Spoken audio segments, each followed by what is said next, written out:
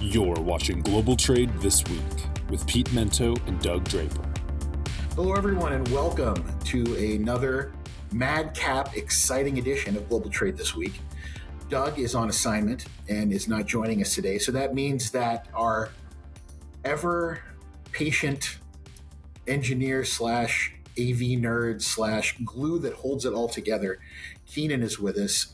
Keenan, is it a law in Colorado that if you have a beard, your entire wardrobe has to consist almost entirely of Henley shirts? Ooh, it's not causation, but there may be correlation. Yes. Yeah. Yes. Yeah, just 3-button Henleys, lots of plaid, and lots of layers, down-filled things. I mean, plaid may be stylistic. Layers, that's just practical. You know, it gets hot and cold. Up in the mountains or here in the Front Range too, can vary from night or shade and wind to sun, high temperature swings. So layers are smart. I'm happy that the young guy brought up weather on the edition, because that was. I told myself I wasn't going to bring up Bitcoin, and then I ended up bringing up the weather. Yeah, I think you and I should get Doug to grow a beard.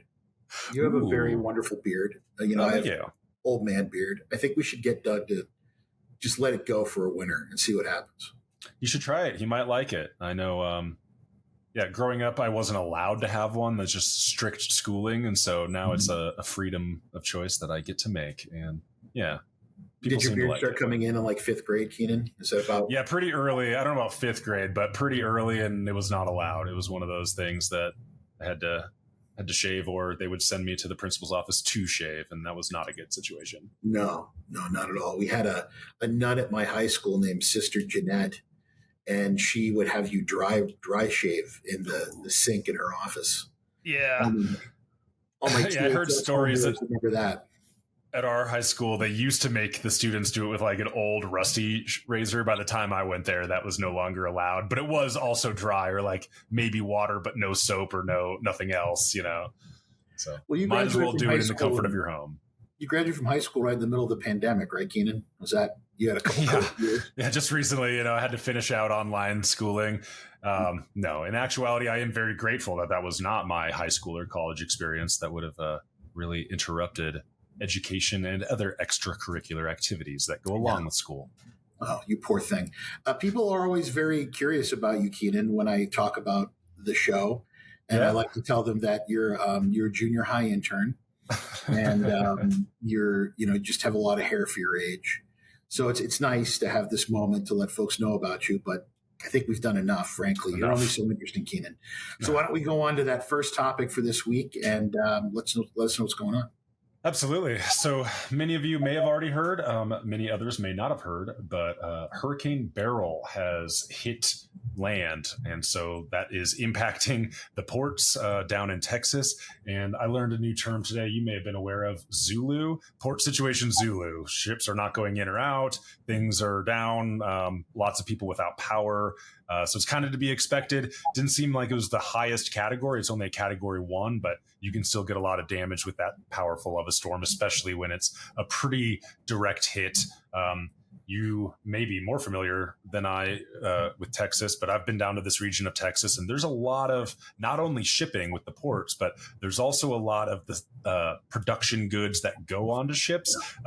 Dow Chemicals and Exxon and Chevron, all the refineries, everything is all right here in this area that's being hit. So one, feel for individuals, households, families that are losing power, but it's also impacting businesses. It's impacting manufacturing, and then that kind of could cause backlogs or increase some costs. So it didn't seem like too many people are dying. It's only category 1. Maybe a person or two has been found with some tree falling in situations, not catastrophic weather. Speaking of weather, this is shipping related weather. But it is impacting port operations. So curious what you've heard or what you're thinking about as we're going into what NIST had predicted to be a pretty rough hurricane season. So this may just be the beginning of more of these situations. Yeah, well, friend of the show, Sean Polster, who's the director for the Homeland Security and Emergency Response for the Commonwealth of Virginia, has been posting a lot about this on LinkedIn and talking about what you need for disaster recovery plan. And what a lot of companies don't consider is disaster recovery where logistics is concerned. The last time a big hurricane went through Texas wasn't all that long ago. And it was pretty awful what happened to the city of Houston. And I can well remember being on calls with friends of mine who were contracting bakery trucks that were delivering hot dog buns to try to get pharmaceuticals to places. I mean, there was no one that was able to actually move goods. Logistics firms, ours included, have pretty robust recovery plans with regards to how we're going to move for our clients. But clients generally don't have the disaster recovery plan, and they ought to. In any instance, whether it's hurricanes, whether it could be a cybersecurity incident, who knows? But this tends to not be an area where people focus.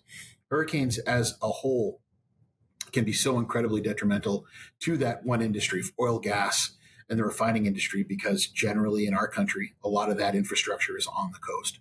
In places like New Orleans, Galveston, Texas City, not places that in Texas I would recommend you go for a vacation, but they are hit pretty hard this time of year. And disaster recovery is something that every company should be focused on. Absolutely.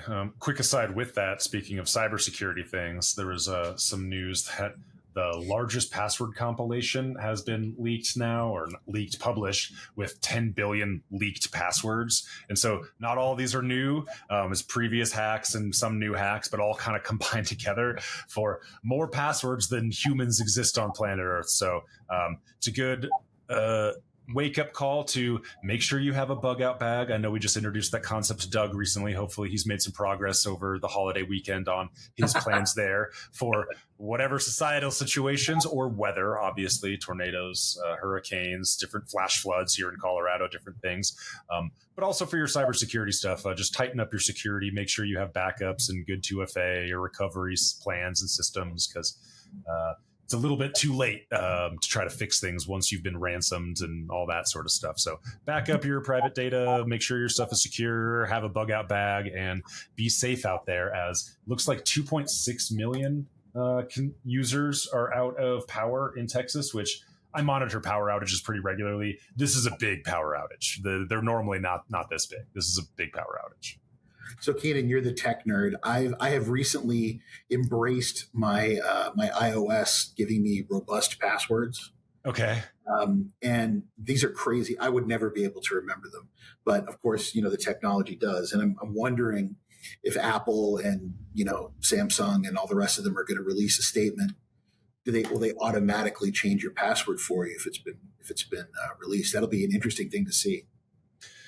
Yeah, that will be interesting. Because whether or not it's their fault, technically, they sort of have like a responsibility to their users, right? And so they may end up making some of those things. And I mean, that kind of, for better or worse, that kind of reminds me of how Microsoft and other things are like, hey, it's been 30 days, you got to change your password type prompts. But then you end up like, I know people that will just write it on paper because it changes every month, so they don't remember it. So then they write it on their desk. It's like, oh, well, someone gained access to your desk. They have your password now.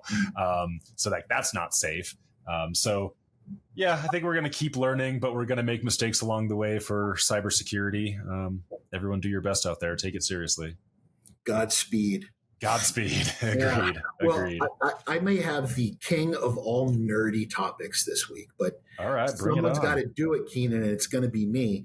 In the world of importing, an importer will generally have to open up a bond, and that bond is done so that we can release cargo early, or release cargo at all, and that bond is going to be based on the typical amount of tariffs and entered value that an importer is going to have. Okay, well. We're currently in this cycle of using anti-dumping and countervailing duties in order to, punish the punitive tariffs against foreign countries and foreign suppliers. And the latest round of that has really heavily hit aluminum and steel extrusions. And aluminum and steel extrusions, not just from China, but from all over the place. Taiwan, Mexico, it's all over the place. And these anti-dumping duties can be massive multiples of the value of the goods, 2, 3, 4, 5, 600%, depending on the anti-dumping duty. And what it requires an importer to do is open a second bond. And that second bond will remain open until all the entries are liquidated. And that can take years.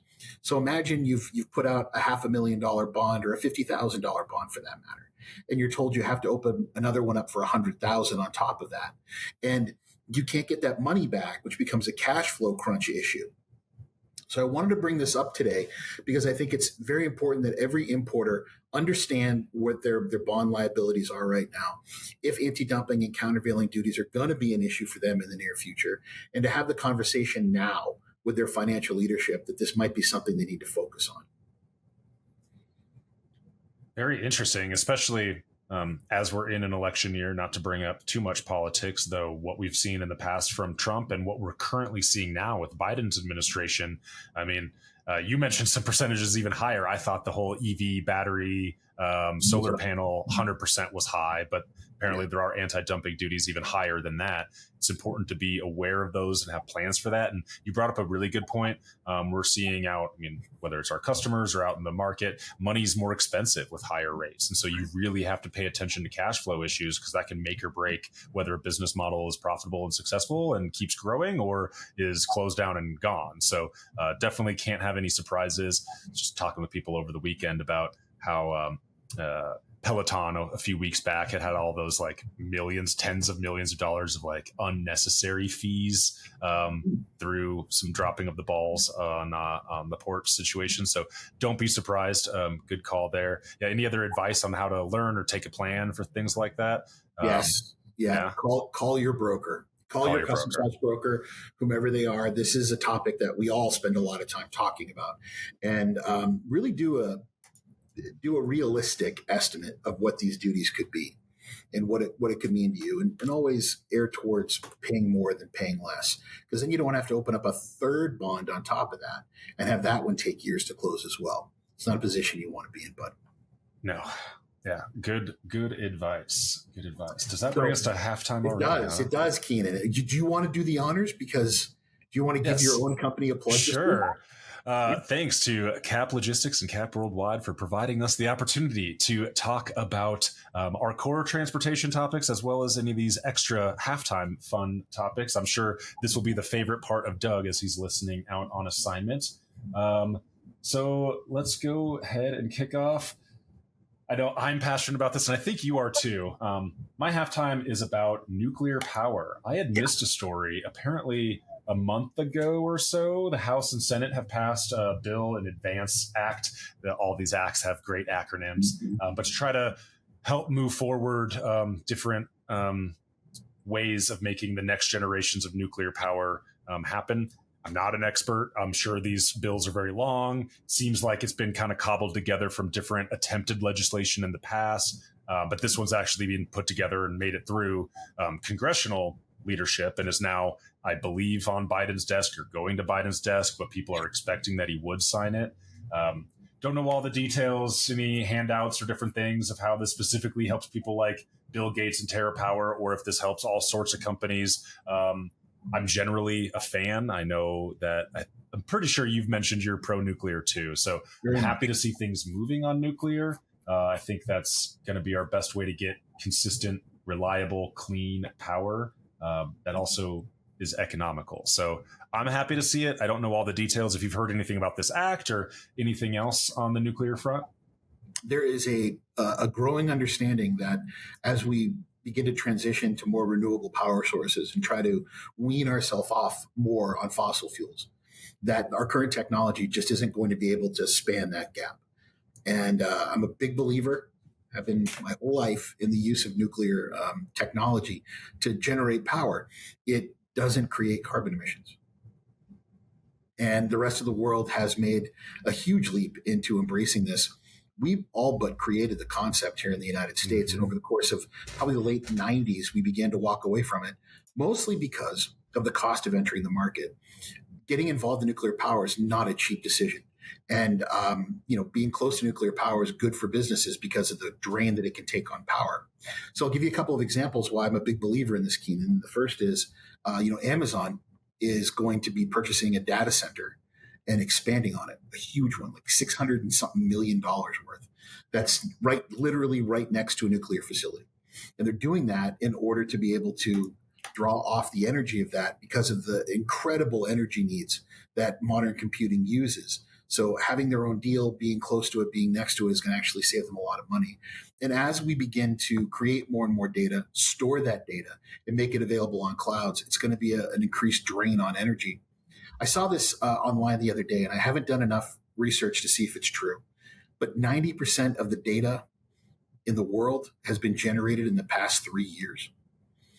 And as we continue to make more and more data and need to store it someplace, and then as we move to artificial intelligence and quantum computing, it's going to be an even bigger drain on it. So the government, understanding all of this and understanding also that people are going to be a little bit cautious in making large investments, is going to put money up in order to help this to happen. None of the standards will go down. None of the expectations of engineering will go down. There'll simply be more money to help subsidize this going into the future. I think it's a great thing.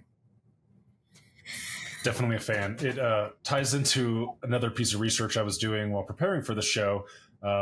China has deployed quite a bit of renewable energy, but they're now facing a problem where sun and wind aren't there all the time. And so sometimes these rural areas that now have massive amounts of wind and solar have too much energy and no industry or no local population to use them, and no long distance transmission infrastructure to send it to some other industrial or populated center to use. So they're just actively like shutting down these assets, which is expensive to not fully utilize expensive infrastructure producing electricity.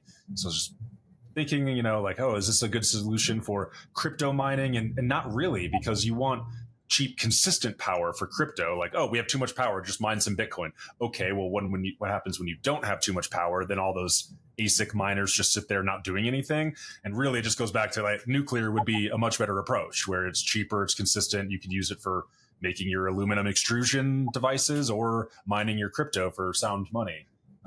Something else more on the fun side of it, but to your point earlier about America really leading the way on designing a lot of this stuff. I've mentioned thorium nuclear power before. I would encourage you, Pete, and any of our listeners to keep checking it out.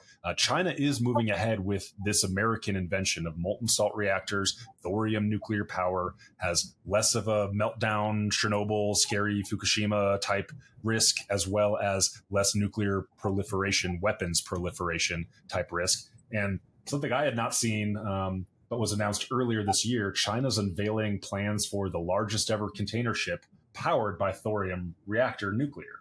So it's supposed to have capacity of 24,000 standard containers. I don't know the timeline on this, but China is looking to create new nuclear transportation type systems.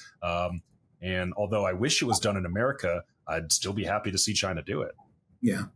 There was one of my professors was on the Savannah at Maine Maritime Academy, and it was America's first nuclear powered container vessel. I don't know if it was a container ship. It was a cargo ship. And he just talked about how fast it was and efficient it was. And we always wondered why we don't do more of it. When I was at my reunion in the fall, the president, who's since been whacked, by the way, but the president gave a speech where he said, we have to start preparing American engineers to be prepared to work on nuclear powered vessels. And we always had in the past, because you had to have a steam certificate. Ships weren't all diesel electric. And we've walked away more from that steam power. And that's really all nuclear is for people who aren't aware of that. It's creating steam. So it's going to definitely make a new opportunity for marine engineers. And secondly, as far as the salt-based reactions go, I mean, the Russians were powering their submarines with that through most of the Cold War. And it was technology that they learned about from us. They just were able to do a much better job with it. So I'm also excited about fusion. Always have been. We're always 40 years away from it being available as a natural resource. So we'll see real this time. Yeah. I mean, if I were Bezos and Zuck and Elon, I think I'd all just get together, get some salsa and chips at the local Mexican place, have a couple margaritas, and write a check collectively to get us there. It's really a question of funding at this point. So you want to leave the world a better place, give them completely renewable energy and an abundant, boundless source in the area of fusion. Absolutely. That stuff gets lost in a lot of people's conversations about climate change or different things of that. But we're going to need cheap, clean energy. It can't be cheap or can't be expensive and clean. It can't be cheap and dirty. It needs to be clean. And nuclear seems to be footing the bill for that. Interesting. I did not know about the Russians and their nuclear subs. I will have to look into that. Yeah. So one more thing I'll say. See, this is what happens. We're nerding out here, Keenan, but the populations continue to decline at an alarming rate. And there's nothing that we can point to that says that will not continue. The human species is choosing to not, perpetuate itself, or the health situations that we're in with medical situations is causing it to be harder and harder. And you'll read all kinds of learned studies from very smart people saying this is going to have an immediate impact on housing costs, and the value of homes. If you look in Japan right now, outside of major cities, home prices are just demolished at this point. They can't get people to move to these rural areas. You'll also hear about it when it comes to manufacturing, CO2 emissions, as there are fewer and fewer people. But an interesting study has recently pointed out that the need to consume data and the need to use technology is going to be replacing a lot of the human beings in our workforce, whether it's robotics, autonomous robotics. So we're going to need more and more energy. And just because there'll be fewer people doesn't mean we won't need more electricity in order to manage it. And then as we move from fossil fuel cars into electric cars, it's just going to be another area. So the need to generate electricity is not dissipating with the dissipating populations around the world. True. I mean, even just on like a micro example, think about people no longer flipping burgers in California. Now you have robots. Okay, well, that robot now needs to be powered in order for it. So looking at a country like Japan, which I imagine in my daydreams is going to be a very robot centralized society, just with their demographic challenges and the need. We may be seeing more robots. They're primed to make them, and they're going to need power to power them. If we just had Doug on right now to complain about robots and drones and artificial intelligence, it would make this the perfect moment, but he's not. So my halftime is not nearly as cerebral, Keenan. All right. Okay. I've gone full Clint Eastwood in, which movie was it where he was like, "Get off my lawn"? Gran Torino? Gran Torino, yes. Where fireworks are fun to watch. I enjoy it. I love it when I go to Asia and like every I think it was every Friday night there's a fireworks display in Hong Kong. Like it was fabulous. It's fun. But when you live in a suburb or when you live in a town and every little knucklehead with $5 has gone out and bought M80s and sets them off in a neighborhood at 7:00, my inner Karen will emerge, Keenan. It will emerge from my skin. And I find myself calling the non-emergency number for the local police department and saying, "Get these damn kids inside and reading the Bible," because I'm trying to sleep. And it's not the 4th of July. It's the 6th or the 7th of July. And we've gone too far. So I don't know when it happened, Keenan, but my transformation into what's the word I'm looking for here? Like curmudgeon. Yep. I think it's finally happened. I'm like, get these damn kids inside and you're going to lose a finger, whatever, right? But I've just had it with the fireworks on days that are not the 4th of July. I'm right there with you with the curmudgification, so to speak. I loved fireworks growing up. Fireworks are great to watch and fun to play with. It has gotten a little ridiculous. Maybe some places are always like this, especially during the pandemic. It just became all summer. My neighborhood lights off fireworks. It's illegal here, but they do it all the time. And it's one of those where my dog just is, constantly freaked out by like the random war zone attacks. It's not just on the 4th. It's the whole 6 weeks, 8 weeks leading up to the 4th. And it's the whole 8 weeks leading off of it. I mean, yeah, we're on the 8th. So yesterday was the 7th. There were a lot of fireworks going off last night, and I expect more all week. So I'm right there with you. I like freedom. I like fireworks. Maybe the big ones in the cities could be put on by the shows like at the Rockies games, and as they do. Mm-hmm. I'm also curious about drone shows. I've never seen one. Have you seen a drone light show? Yes. The videos look cool. I don't know. That may be the future. Cool as hell. Yeah, I saw one in China. Cool as hell. They're fascinating. But, our old German Shepherd who passed away last year, she could tell they were coming. Like she just knew, and it drove her crazy. So yeah, I'm a fuddy-duddy. I'll admit it. I have a stick in my posterior about these things, and I want it to stop. I never thought it would happen, Keenan, but it's happened. I'm right there with you. Yeah, I'll be getting soup at Denny's at 4:00 for the early bird special next, and hitting bingo before I go home to watch Matlock if this keeps up. One day at a time. I'll watch that show too. If you don't know what One Day at a Time, that was Valerie Bertinelli. That was fabulous. Yeah. Schneider, see, this is when I wish Doug was on. He would understand. But you've been streaming shows your whole life probably, so you wouldn't understand. I mean, I'm old enough. I remember I used to, burn CDs and do different things. I was pre-streaming, but yeah, I don't know all the references you and Doug get into. I'm assuming, Keenan, that you've never operated an 8-track, or have you, for work?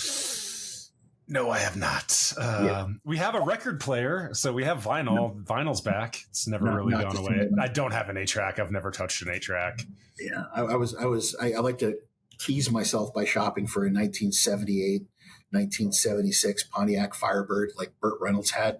And the other day I saw one that said includes original 8-track player. Ooh. I got so excited, thinking I'd have to go out and buy a bunch of 8-tracks, to play in my Trans Am as I tooled around town.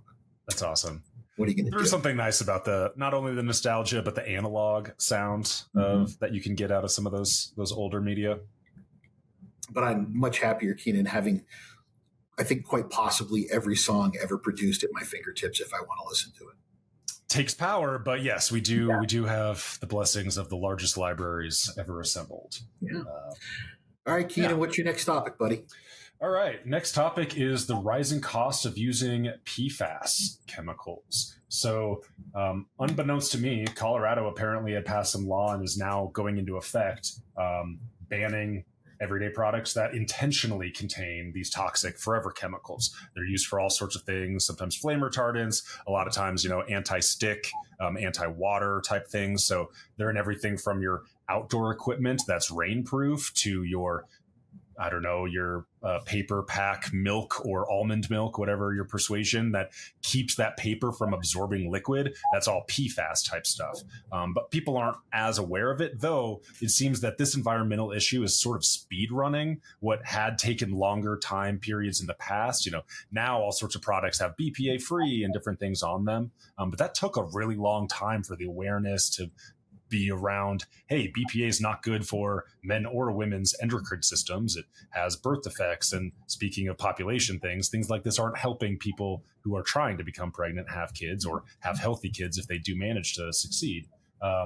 So I generally like limited or smaller government actions, but I must admit I do get excited when I see government banning things that are just straight up toxic that people don't know about. It's one of these things where even if it's not totally banned right now or in the next 4 years, having that consumer awareness of this product contains PFAS chemicals may help with the information asymmetry out there, and consumers may make choices of, I'm going to opt to pay 10 cents more for this glass container of milk as opposed to this PFAS laden milk container. So I'm excited to see that sort of stuff. I think it's been a rising awareness as there's more lawsuits. I don't know all the details, but your 3Ms, your Dows, DuPonts, like they're involved in these things. There's local and national regulations going on. And I've been hearing people talk about film. I think it's a few years old now, but it just got put on Netflix, Dark Waters with Mark Ruffalo. I haven't watched it yet. It came highly recommended and I plan to, but it kind of seems like a modern Aaron Brockovich type story about some of these people involved with some of the health impacts of these high PFAS polluting type environments and the victory over it. So it's something looking into. It is multi-billion-dollar industry, but it's relatively small compared to the other chemicals. So I'm hoping people can find substitutes now that people are aware and demand will shift. That won't ruin economies. There's going to be other alternatives to Teflon-type nonstick pans, but people have to become aware of it in order for that to get priced in. Otherwise, it just becomes a negative externality that no one's paying for and is not being optimized for economically. It's just an invisible cost that all of humanity could bear the price of if all of a sudden we're not able to have kids, children of man style. I mean, PFAS, from what I hear, they don't clear the environment. They don't break down. They don't leave your body very easily, if at all. So it is a really important one. What is your take on, you probably don't know the Colorado law, but have you been hearing about PFAS, people, lawsuits, or personal choices, anything on those topics? Well, first of all, shout out to Monroe Dairy, East Providence, Rhode Island. My daughter's employer. It doesn't hurt that it's her grandfather that owns it. To this day, glass bottled milk delivered to your front door. Love to see it. All the other dairy stuff. So if you live on the Cape or the islands, here's my plug for Monroe Dairy. I see this from the perspective of a customs house broker. So we are endlessly being queried by either federal agencies wondering what it is we're bringing in, or we're being asked by existing customers, how do I deal with the regulations on whether it's restrictions on or just complete sanctions against the importations of these goods. And there are individual state requirements as well, California probably being the one that's the most complicated to manage, where the state will now say, not only can't you sell them here, you can't import them. We don't want any business here importing them as part of what they produce. And the typical American consumer doesn't understand the depth of the types of chemicals and additives, et cetera, that go into everyday things that are managed by the FDA, by the EPA. If you have a dinner plate, the FDA cares because you're going to put food on it and that's going to go in your mouth. So because of that, the flatware and all the rest of it, it can actually be reviewed.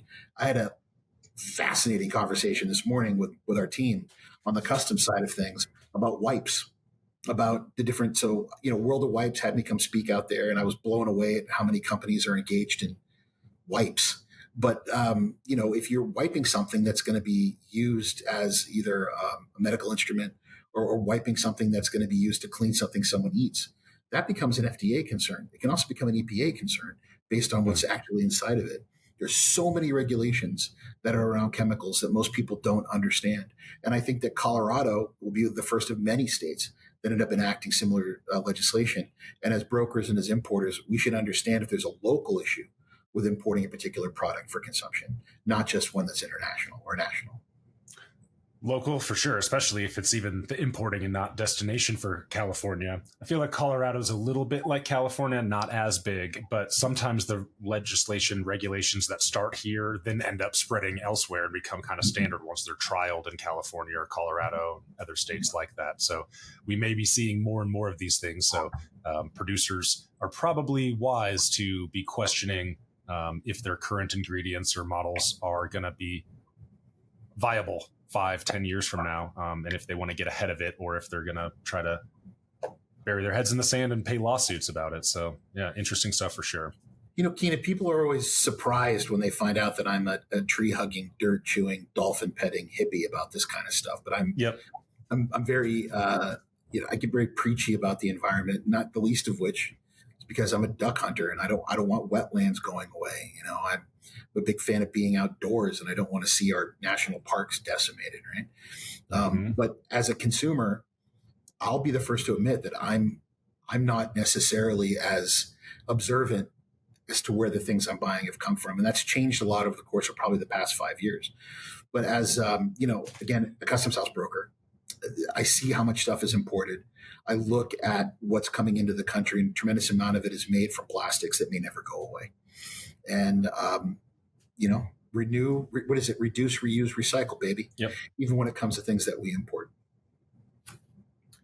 Very true. So maybe there'll be some decisions switching over to better reusable. I know aluminum can be infinitely recycled, but it's often coated in BPA type plastics if it's going to be in a can or something like that.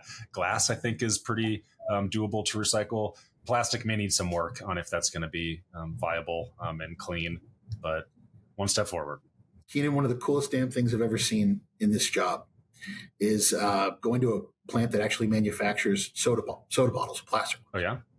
It's just this little tiny pebble of plastic, and they hit it with this puff of air. It becomes like a soda bottle out of nowhere. It was pretty amazing. And then the amount of work that they're doing to use reusable, recycle the plastic. And I had a call recently with a water company who puts their water in cans. And they said that, the cans are even less expensive for them to recycle and to reuse. And you should be trying to drink whatever you can out of cans instead of bottles.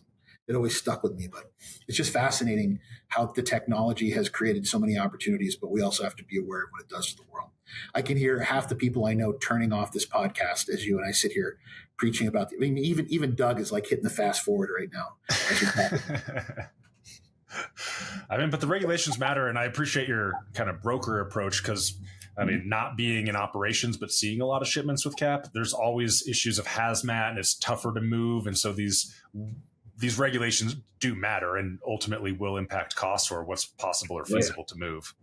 And we're having changes of the Lacey Act pretty soon, Keenan, which is, wood that's imported into America. And I'll tell you, it's complicated. And they're just trying to keep certain wood that's endangered or dangerous, are in danger of being endangered from being used in things like plywood and furniture, and making sure that companies know where stuff comes from. So this is a big part of my job of anybody involved in importing. So I think it's timely. But I will bring us to our fourth and rather controversial topic. So during the great COVID meltdown of the supply chain that we all got to live through, I always ask this at my seminars, Keenan. I always say, so anyone in this room start their career in logistics in the middle of COVID? There's always a couple of hands that go up, and I say, trust me, it's not always like this. I promise you. Like, it's going to get better. It gets better. I'm promising you it gets better. Could you imagine starting your job in the middle of all that crap? Well, during that, we had a lot of demurrage and detention issues where people were trying to either obtain a container or bring a container back. And because of the port congestion, the inavailability of being able to find chassis or drivers, they ended up having pretty significant penalties that were thrust upon them by the ocean carriers because they wanted their equipment back. And regardless of the environment that we were working inside of, legally, they had a right to say, if you cannot get us back our equipment, or if you can't come and get your equipment, we're going to hit you with a fine. It's in your contract. And some of these were outrageous. And I can speak, from personal experience of dealing with companies that had 7-figure demurrage and detentions over the course of quarters, not a year, because of their inability to get these things back. Well, a number of companies went to the Federal Maritime Commission and said, we have to do something about this. And when I served on my committee for the Federal Maritime Commission, it was the number one topic that came up. How do we deal with the issue of getting this stuff back? And what ended up happening was the FMC put their foot down and they signed a new act. And that new act put a tremendous amount of responsibility on an ocean carrier and then the freight forwarding companies and NVOCCs that they work with to be able to prove that these penalties were actually something that should have been implied, that they weren't unfair, back it up with all the information that was necessary. And many of the ocean carriers felt that they had been victimized. So to that end, Evergreen appealed this policy with the Federal Maritime Commission. And the appeals court agreed with Evergreen, saying that it was arbitrary, the way that the rules were put in place and the expectations on the ocean carriers. This is all happening in the middle of what's becoming a possible new ocean freight crisis, where we could have an East Coast strike. We staved off a Canadian strike, thank God, but that could happen as well. And as we begin to be more and more concerned about what's happening in the Red Sea, cargo is going into one direction. It's creating, to some degree, a lot of congestion. And with that congestion, we could be seeing this again. And just in time for that, the FMC is kind of being pointed in another direction, saying, I don't think you've made a good enough case for this. So I'm concerned again about how demurrage and detention charges will be passed out and how we're really right now in a somewhat unlucid state of being told how it ought to be applied. So I think that this is just opening a can of worms again, and the decision isn't over. Fascinating. So there's going to be a little bit more uncertainty, or how would you describe this impacting shippers? Yeah. And when you don't have straight instruction, and when the FMC is being overturned, rightly or wrongly, we'll have our own opinions. It's going to create more ambiguity on when a fine or penalty should be put into place, if it was fair or not. And it's just going to open up another morass of dealing with these fines and penalties. Uncertainty is expensive, and unnecessary uncertainty is the most expensive. So, buddy, work with your brokers to get a good plan in place as things are changing. Call your freight forwarder. If you're a BCO, contact your ocean carriers. Try to get this all set up and watch it. Pay attention to it. Have contingency plans. If I got a nickel for every time I say hope is not a strategy, Keenan, but it's not. So have an idea up ahead of that. Speaking of that, Keenan, maybe the next time you and I do a show together, we'll do the inventory of our bug out bags just to freak everybody out. There we go. That's a good idea. I do look forward to asking Doug if he's made any progress on his. I'm sure he has. That's all I got this week, Keenan. So why don't you close it out for us, buddy? Sounds good. Well, thank you for joining us, everyone in the audience. Thank you, Pete, for another fascinating discussion. It's always a good opportunity for us to check out what's going on in the world of global trade, economics, policy, transportation, and even sometimes the weather when it impacts it. So thanks to Cap Logistics for providing us this opportunity. And everyone, go forth, have a great week, and we'll see you again next time on Global Trade This Week. See you, Keenan. See you, Pete. Bye, everybody.